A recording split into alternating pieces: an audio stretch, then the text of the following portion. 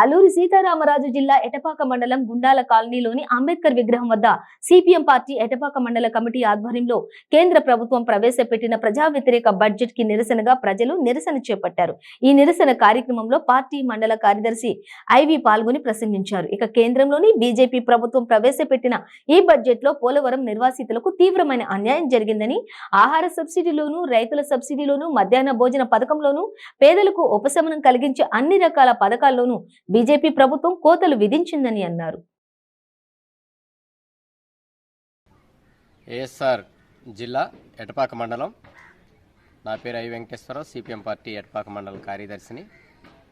ఈరోజు రాష్ట్ర వ్యాప్తంగా సిపిఎం పార్టీ కేంద్ర బడ్జెట్పై నిరసన తెలియజేస్తూ ఉంది. 1వ తారీఖున కేంద్రంలో ఆర్థిక శాఖ మంత్రి నిర్మలా సీతారామన్ గారు ప్రవేశపెట్టిన బడ్జెట్ని పరిశీలిస్తే పేద ప్రజలకు తీవ్ర అన్యాయం జరిగింది. ముఖ్యంగా ఆంధ్రప్రదేశ్కి అసలు ఆంధ్రప్రదేశ్ ఊసే లేదు. ఆంధ్రప్రదేశ్కి విభజన హామీలో ఇచ్చినటువంటి ఆ హామీలన్నీ కూడా మట్టి కొట్టుకుపోయాయి. కీలకంగా ఈ ప్రాంతం పోలవరం నిర్వాసితులు నివసించే ప్రాంతం. పోలవరం ఊసు కూడా అందులో లేని పరిస్థితి. ఒక ప్రశ్న పోలవరానికి సంబంధించి అందులో ఎంపీలు ఒకళ్ళు అడిగినప్పుడు మీ పోలవరానికి సంబంధించిన నిధులు ఎప్పటికప్పుడు చెల్లించేస్తూ ఉన్నాము, మీ పోలవరానికి సంబంధించి ప్రాజెక్టుకి సంబంధించిన నిర్వాసితులకు కానీ ప్రాజెక్టు నిర్మాణానికి కానీ ఇవ్వాల్సిన నిధులు ఎప్పటికప్పుడు మేము క్లియర్ చేస్తూ ఉన్నాము, ఇప్పుడు మేము ఇచ్చేది ఏమీ లేదు అని చెప్పేసి నిర్ద్వందంగా జలవనరుల శాఖ మంత్రి బైరన్ సింగ్ షెకావత్ కూడా చెప్పిన పరిస్థితి ఉంది. కాబట్టి ఎవరికి వాళ్ళు కూడా ఆంధ్రప్రదేశ్ విషయంలో మొండి చేయి చూపించారు. కేంద్ర బడ్జెట్లో కూడా ఆంధ్రప్రదేశ్ విషయం లేదు, విభజన హామీలు లేవు, అమరావతికి నిధులు లేవు, విశాఖ ఉక్కు గురించి ఆ స్టీల్ ప్లాంట్ గురించి జరుగుతున్న పోరాటానికి ఒక దిశ లేదు.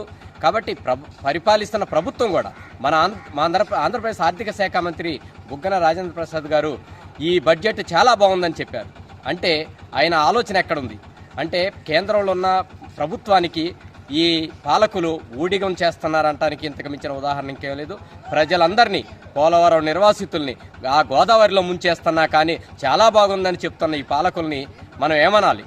కాబట్టి అర్థం చేసుకోండి ప్రజలారా, ప్రజా వ్యతిరేక బడ్జెట్ను వాళ్ళు ప్రవేశపెట్టారు. ఆదానీకి, అంబానీకి, కోటీశ్వర్లకి అనుకూలమైన బడ్జెట్ని ప్రవేశపెట్టారు. పేద ప్రజల ఊసు లేదు, ఆంధ్రప్రదేశ్ ఊసు అసలే లేదు. కాబట్టి ఆంధ్రప్రదేశ్ని తీవ్ర నిర్లక్ష్యానికి గురి చేసిన ఈ బడ్జెట్ని ప్రజలంతా వ్యతిరేకించాల్సిందిగా సిపిఎం పార్టీ కోరుతా ఉన్నది.